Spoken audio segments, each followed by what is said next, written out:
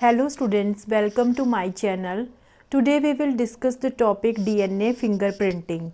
So in our last video, we have discussed the topic Human Genome Project, that we can find out or we can sequence the complete genome of the human being. So now the DNA fingerprinting. So what is the meaning of fingerprint? Fingerprint means कि जो हमारे जो fingerprint हैं वो सारे organisms के अलग अलग होते हैं. जैसे सपोज हमारा जो आधार कार्ड, हमारी every individual has a unique identity and वो आइडेंटिटी हमारी फिंगरप्रिंट की फॉर्म में भी हो सकती है. मीन्स सभी का फिंगरप्रिंट अलग अलग होगा. तो ऐसे ही जो हमारा डीएनए है of every organism, that is also providing the unique identity. Means जो डीएनए है 99% DNA that is the same, but only the 0.1% DNA that is different of every organisms.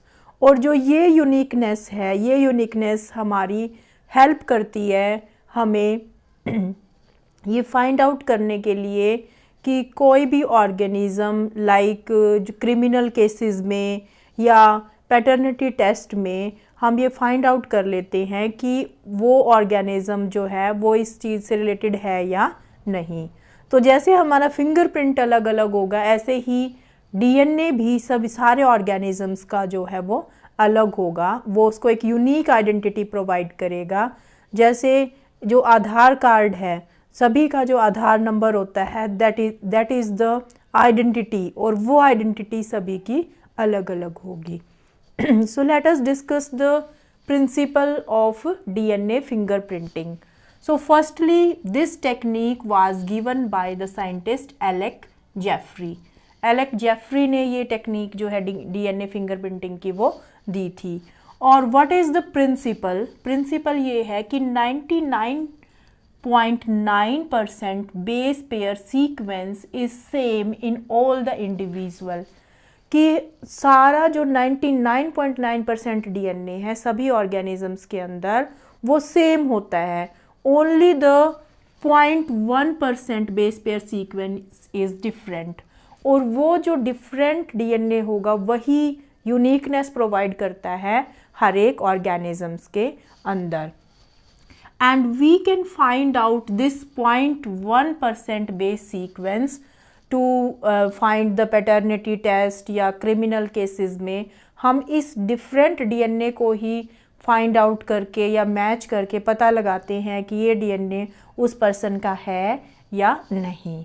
And it is on the basis of the density gradient. Density gradient means कि उनके wait के हिसाब से हम ये देखते हैं कि जब सेंट्रीफ्यूगेशन करेंगे और डीएनए को फाइंड आउट करेंगे in the presence of the radio labelled probe, और जो मीन्स अल्ट्रावायलेट रेज की प्रेजेंस में उनको हम देखेंगे और पता लगाएंगे कि कौन सा मीन्स जो डीएनए है वो मैच कर रहा है या नहीं. सो इसके लिए हम ये कहते हैं कि जो 99.9% बल्क डीएनए है, तो ऐसे जो डेंसिटी ग्रेडियंट से हम देखेंगे तो दो पीक्स आएंगी, और वो पीक होंगी, one is the larger peak and the second is the small peak. तो जो लार्जर पीक होगी दैट रिप्रेजेंट द 99.9%. ये सारे डीएनए को जो सेम डीएनए है उसको रिप्रेजेंट करती है.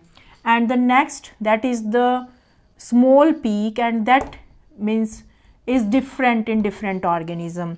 ये वाला जो डीएनए है ये सभी को के ऑर्गेनिजम्स के अंदर अलग होगा, और यही मीन्स इसी से हम पता लगाएंगे किसी भी कोई भी डीएनए अगर हमें मैच करना है. So this DNA is known as the satellite DNA. So the जो आप बोल सकते हो large amount DNA that is the bulk DNA, और 0.1% DNA is the satellite DNA और the repetitive DNA sequence. Means DNA के अंदर जो कुछ सीक्वेंस होती हैं और वो सीक्वेंस रिपीट होती रहती हैं. लाइक जैसे ये है ATGC. कोई भी सीक्वेंस किसी भी पर्सन के अंदर कितनी बार रिपीट होगी, और ये हर एक पर्सन में अलग अलग होंगी. किसी में 10 टाइम रिपीट हो रही है, किसी में 5 टाइम. तो इस रिपीटिशन को देख के ही हम फाइंड आउट कर लेते हैं। So there are the different types of this satellite DNA, and the classification of this satellite DNA is on the basis of the 3 points. 3 points के बेस पे हम इस satellite DNA को डिवाइड करते हैं। and what is the first point? AT and the CG ratio। हम ये देखते हैं कि उस DNA के अंदर कितनी बार A और T और CG आया है, उस रेशो को हम देखेंगे। Next the length of the sequence, कि जो सीक्वेंस है उसकी लेंथ कितनी है, जो भी डीएनए सीक्वेंस है उसकी जो लेंथ होगी वो कितनी होगी। And how many times the sequence repeat, means हमने टॉपिक पढ़ा था single nucleotide polymorphism, human genome project में मैंने बताया था आपको। सिंगल न्यूक्लियोटाइड पॉलीमॉर्फिज्म मीन्स कि हमारे पास 3 पर्सन हैं, उन 3 पर्सन में से हम ये फाइंड आउट करेंगे कि उनमें और सारे सीक्वेंस बिल्कुल सेम हैं, only the difference in the one nucleotide, and that nucleotide जो है वो उनमें सभी में अलग अलग है, सिर्फ एक बेस पेयर की वजह से ही उनके अंदर डिफरेंस आ रहा है, and that is known as single nucleotide polymorphism. तो how many times the sequence is repeat, and copy number, that is known as the copy number, कि कितनी बार कोई भी सीक्वेंस जो है वो रिपीट हो रही है। तो on the basis of these 3 points the repeated DNA sequence that is divided into 2 categories, mini satellite and the micro satellite. And in the mini satellite there is the one term VNTR, variable number of tandem repeat, means कोई भी DNA sequence, कोई भी base pair की sequence सभी organisms में repeat होगी, but वो repetition जो है वो अलग अलग होगी। Suppose जैसे एक person है उसमें वो repetition 3 के बाद 5th के बाद शुरू हो रही है, किसी में 8th के बाद, तो सभी के अंदर जो रिपीटिशन है that is different. So on the basis of the VNTR we can find out the peaks and we can match the peaks, and then we can find out that DNA is matching with the culprit or with the means father or the mother। Sample हमारे पास होते हैं, suppose we have the 3 sample, एक जो 2 उसमें father हैं और एक सैंपल वो है कि जो वो बच्चा है हमें फाइंड आउट करना है कि वो उसका फादर कौन है।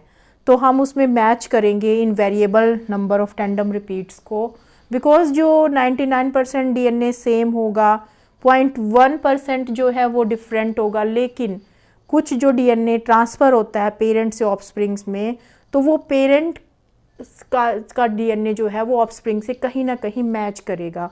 तो उस मैचिंग को ही हम देखते हैं, and then we can solve these problems. Now we will discuss the procedure of DNA fingerprinting. Now the process of DNA fingerprinting. So what are the different steps in the DNA fingerprinting? We will discuss. So the first step is the isolation.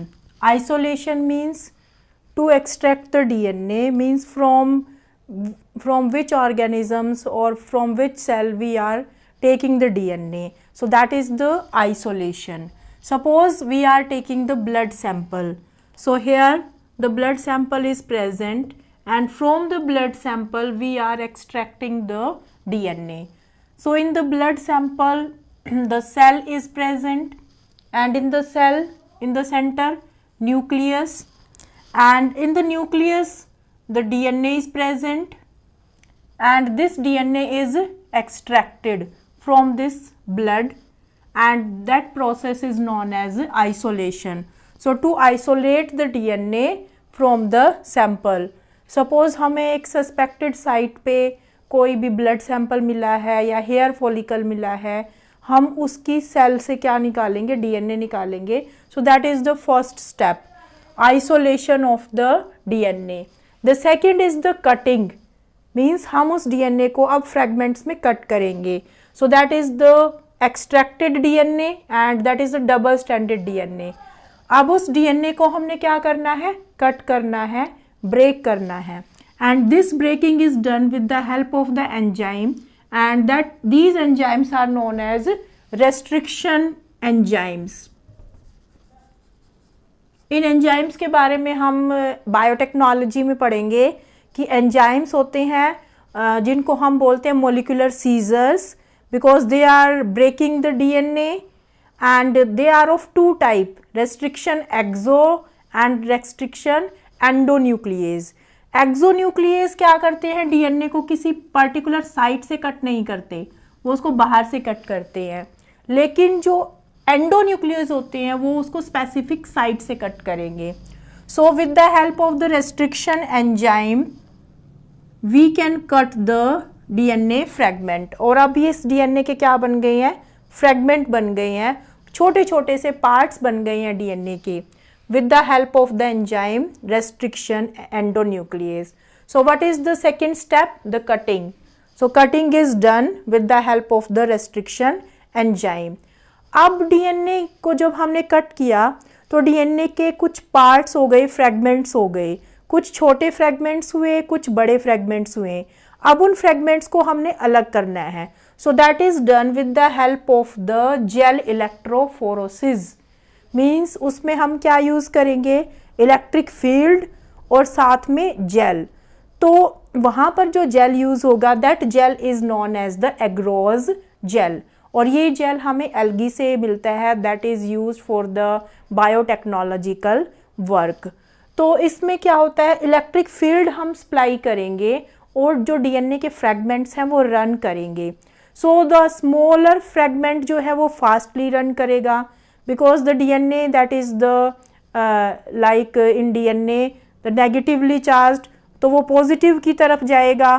तो जो छोटे fragment होंगे वो जल्दी भागेंगे और जो बड़े फ्रेगमेंट होंगे वो पीछे रह जाएंगे. सपोज एक मोटा पर्सन है उसका जो स्टेमिना होता है वो कम होता है, वो कम दूर तक दौड़ सकता है, लेकिन जो एक पतला होगा वो ज़्यादा दूर तक दौड़ पाएगा. तो ऐसे ही जो बड़े फ्रेगमेंट होंगे वो पीछे रह जाएंगे और जो छोटे फ्रेगमेंट होंगे वो आगे निकल जाएंगे. इस तरह से बड़े फ्रेगमेंट जो हैं वो पीछे रह जाएंगे और छोटे फ्रेगमेंट जो ऊपर होंगे. So with the help of the agarose gel, and this technique is known as gel electrophoresis. So separation into bands by the gel electrophoresis.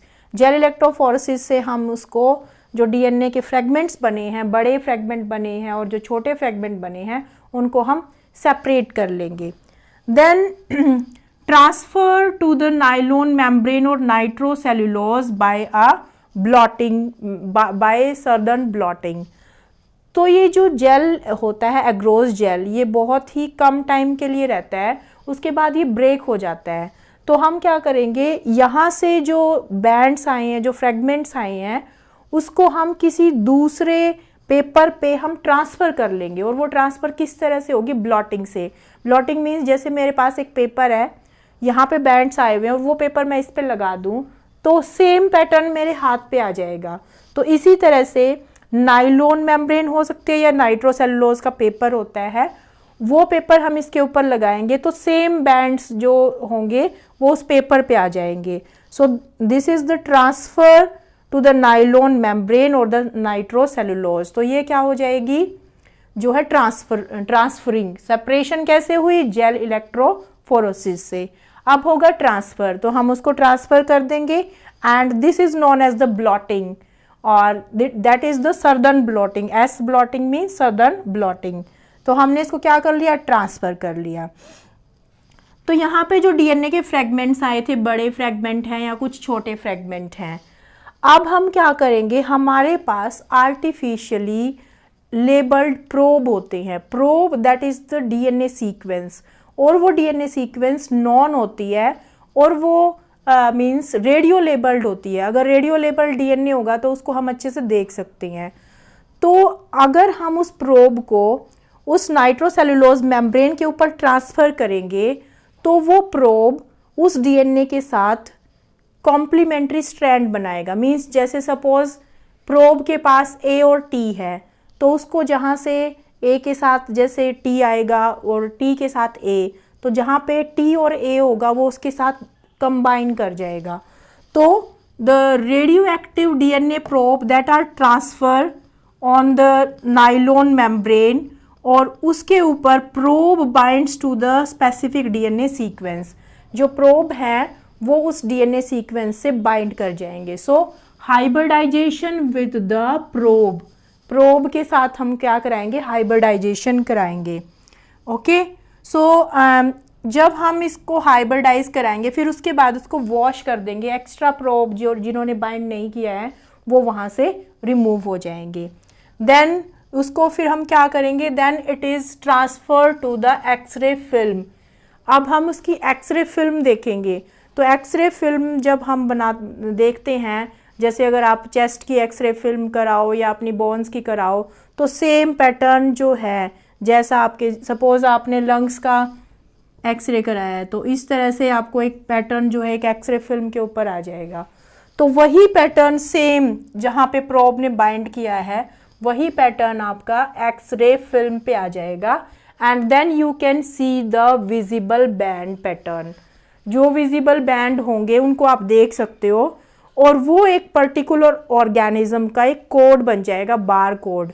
Bar code means जैसे आप उसको आधार कार्ड की आधार नंबर की जगह बोल सकते हो कि in every organism the that barcode or the Aadhaar number, that is the different. So like that in every organisms the sequence of the DNA, or we can say that VNTR or that satellite DNA, that is different, but ये किसी में same होगा। किस में same होगा, ये जो parents और जो उनके सन डॉटर होंगे उनमें वो थोड़ा बहुत कहीं ना कहीं मैच करेगा।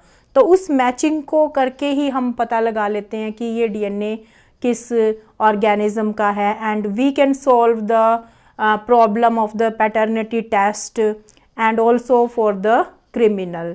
तो हम उसमें क्या करते हैं, वो जो विजिबल पैटर्न है, सपोज ये पैटर्न हमारे पास आया है, एक सस्पेक्टेड पैटर्न हमारे पास है, तो हम उन पीक्स को मैच कर लेंगे। We can match the peaks की किस में VNTR कौन से नंबर पे, किस में कितनी आई है, किसी में 8 है, किसी में 7 है। तो उस तरह से हम उसको मैच करेंगे और मैच करने से हमें पता लग जाएगा। So the DNA fingerprinting, that technique was given by the scientist Alec Jeffrey, और that is based on the principle that 99.9% of the DNA is same in the every organism, only the 0.1% is different, and that different DNA provide the uniqueness to the every organism, and this uniqueness is helpful to find or to match the DNA of the culprit, or in case of the paternity test. And when we find out the DNA, it is based on the density gradient, कि density के base पे हम DNA को extract करेंगे, उसको match करेंगे। So it is based on the density gradient, और उसमें जो टोटल डीएनए जो होगा that is the bulk DNA, और जो डीएनए अलग होगा that is the satellite DNA. That satellite DNA is divided into 2, the mini satellite and the micro satellite, on the basis of the different points. After that, the procedure of the DNA fingerprinting, and what is the procedure? Firstly, isolation of the DNA, then the cutting of the DNA, then separation, transfer, hybridization with the probe, and then the autoradiography. Means हम radio labelled probe को hybridise करेंगे, x ray film के through हम उनको देख पाएंगे और उसको हम मैच कर लेंगे। सो that is the DNA fingerprinting. Isolate करेंगे डीएनए को किसी भी सैंपल से, फिर उसको ब्रेक करेंगे, और we can say the cutting with the help of the restriction enzyme. Then there is the separation with the help of the agarose gel electrophoresis हम करेंगे इसमें। On the presence of the electric field हम DNA को transfer कर देंगे एक jail के ऊपर, और उस जेल के ऊपर डीएनए जो है वो भागेगा, and that is according to the size of the DNA. जो डीएनए साइज़ में छोटा होगा वो आगे रहेगा, जो डीएनए बड़ा होगा वो पीछे रह जाएगा। तो सेम इस एग्रोस जेल से हम क्या कर लेते हैं, ब्लॉटिंग कर लेते हैं ऑन द नाइलॉन मेम्ब्रेन और नाइट्रोसेल्युलोज, और फिर उसके ऊपर हम रेडियो लेबल्ड प्रोब को हाइब्रिडाइज कराते हैं, एक्स्ट्रा प्रोब्स को वॉश करते हैं, एक्सरे फिल्म पे हम ट्रांसफ़र करेंगे और उसको हम देखते हैं, विजिबल पैटर्न आते हैं, उन पैटर्न को हम मैच करेंगे and then we can solve the problems. Okay, so that is about the DNA fingerprinting. Thank you.